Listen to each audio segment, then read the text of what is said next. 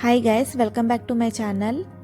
ఈరోజు చాలా టేస్టీగా ఎక్కువ మసాలాలు యూస్ చేయకుండా మిల్ మేకర్ కర్రీని ఎలా చేయాలో ఈ వీడియోలో చూద్దాము. ఈ కర్రీని రైస్లోకి, రోటీలోకి, అలానే బగారా అన్నంలోకి ఎందులోకి తీసుకున్నా చాలా బాగుంటుంది. ప్రాసెస్లోకి వెళ్ళిపోదాం. కర్రీ కోసం 3 ఆనియన్స్, ఒక టమాటో తీసుకోవాలి. 2 ఆనియన్స్ని చిన్న చిన్న ముక్కల కింద కట్ చేసుకోవాలి. ఒక ఉల్లిపాయ అలానే టమాటోని మిక్సీ పట్టుకొని పేస్ట్లా చేసుకోవాలి. వీటిని రెడీగా పెట్టుకొని స్టవ్ ఆన్ చేసుకొని ఏదైనా గిన్నెలోకి 2 కప్పుల వాటర్ని యాడ్ చేసుకోవాలి. పెద్ద సైజులో ఉన్న మిల్ మేకర్ని తీసుకున్నాను, అందుకని వాటర్లో కొద్దిగా ఉప్పును కూడా యాడ్ చేస్తున్నాను. చిన్న సైజు తీసుకుంటే ఉప్పు వేయనవసరం లేదు. వాటర్ మరుగుతున్నప్పుడు ఈ మిల్ మేకర్ని యాడ్ చేసుకోవాలి. వీటిని 2 నిమిషాలు బాయిల్ చేయాలి. ఎక్స్ట్రాగా కొద్దిగా మిల్ మేకర్ ఉండిపోయింది, అవి కూడా యాడ్ చేసేస్తున్నాను. వీటిని సాఫ్ట్ అయ్యేంత వరకు బాయిల్ చేసుకుంటే సరిపోతుంది, ఓవర్ కుక్ చేయకూడదు. చూడండి, వాటర్లో బాయిల్ చేశాక ఇలా పెద్దగా అవుతాయి. ఇప్పుడు వీటిని ఏదైనా గిన్నెలోకి 1 గ్లాస్ వాటర్ని యాడ్ చేసి అందులోకి తీసుకోవాలి.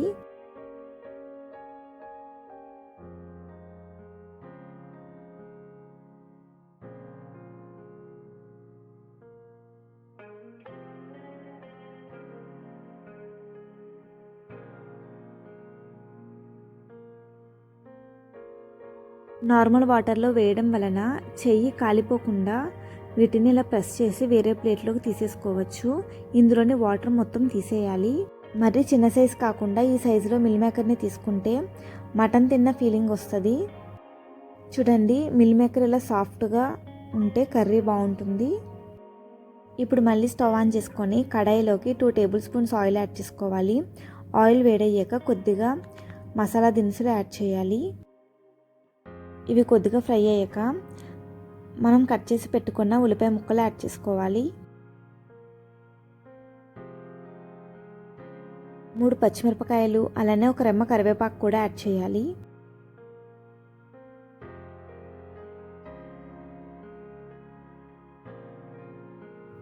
ఒక నిమిషం తర్వాత ఇందులో 1 స్పూన్ అల్లం వెల్లుల్లి పేస్ట్ వేసుకోవాలి.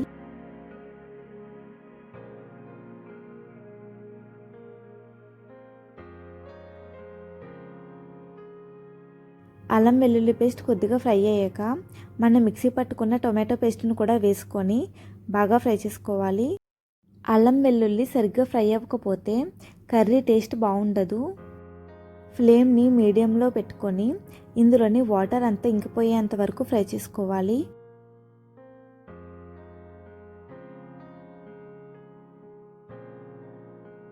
ఇప్పుడు ఇందులో చిటికెడు పసుపు, 2 స్పూన్ల కారం, 1 టీ స్పూన్ ధనియా పౌడర్, 1 టీ స్పూన్ జీలకర్ర పొడి, 1 టీ స్పూన్ గరం మసాలా వేసుకోవాలి. వీటితో పాటు రుచికి సరిపడా ఉప్పును కూడా వేసుకొని ఆయిల్ పైకి తేలేంత వరకు వీటన్నిటిని ఫ్రై చేసుకోవాలి. ఇవన్నీ బాగా ఫ్రై అయితేనే మనకి కర్రీ టేస్ట్ బాగుంటుంది. గ్రేవీ ఎక్కువగా కావాలి అనుకుంటే మిక్సీ పట్టుకున్నప్పుడు ఇంకొక ఉల్లిపాయని ఎక్స్ట్రా వేసుకోండి. అలానే ఎండు కొబ్బరి, జీడిపప్పును కూడా యాడ్ చేసుకోండి. కొద్దిగా గ్రేవీ ఎక్కువగా వస్తుంది. మాకైతే గ్రేవీ సరిపోతుంది. మధ్య మధ్యలో మూత పెట్టుకుంటూ మీడియం ఫ్లేమ్లో వీటిని ఫ్రై చేసుకోవాలి.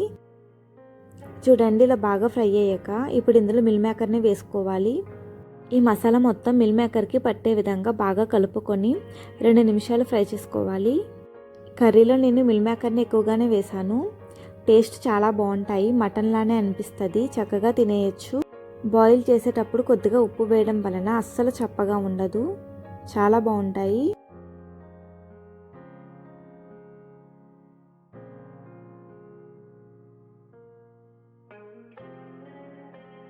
టూ మినిట్స్ తర్వాత ఇప్పుడు ఇందులో కొద్దిగా వాటర్ని యాడ్ చేసుకోవాలి. మిల్ మేకర్ మునిగేంత వరకు వాటర్ వేసుకుంటే సరిపోతుంది. ఇప్పుడే ఉప్పు కారం అడ్జస్ట్ చేసుకొని సరిపోకపోతే వేసుకోవాలి. కొద్దిగా కారం యాడ్ చేశాను, కారం సరిపోలేదు. అంతే అండి, ఇంక ఇందులో ఏమీ వేయనవసరం లేదు. ఈ కర్రీలోని వాటర్ అంతా ఇంకిపోయేంత వరకు మూత పెట్టుకుంటూ మధ్య మధ్యలో కలుపుకుంటూ ఉంటే సరిపోతుంది.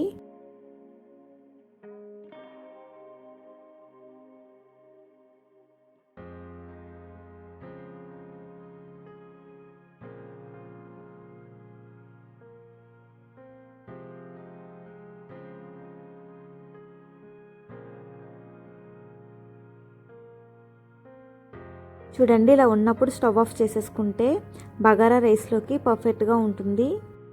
మసాలాలు అస్సలు వేయకుండా టొమాటోస్ ఎక్కువ వేసుకొని మిల్ మేకర్ టొమాటో కర్రీ చేసుకున్నా చాలా బాగుంటుంది. అలా కూడా ట్రై చేసుకోవచ్చు.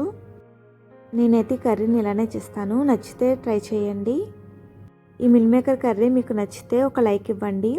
నా ఛానల్ని ఫస్ట్ టైం విజిట్ చేసిన వాళ్ళు సబ్స్క్రైబ్ చేసుకోండి. మీరు లైక్ చేయడం వలన నా వీడియోస్ వేరే వాళ్ళకు కూడా రికమెండ్ అవుతాయి. బగారా రైస్లోకి కర్రీ కావాలి అంటే కొద్దిగా వాటర్ ఉన్నప్పుడు స్టవ్ ఆఫ్ చేసుకోవచ్చు. నేను రైస్లోకి కాబట్టి చూడండి, కొద్దిగా వాటర్ మొత్తం ఇంకిపోయాక స్టవ్ ఆఫ్ చేస్తున్నాను. నాన్ వెజ్ ఇష్టపడిన వాళ్ళు కర్రీ చేసుకోండి, చాలా బాగుంటుంది. చాలా టేస్టీగా ఉండే మిల్ మేకర్ కర్రీ రెడీ అయిపోయింది. Thanks for watching. Please do subscribe for more videos. Bye.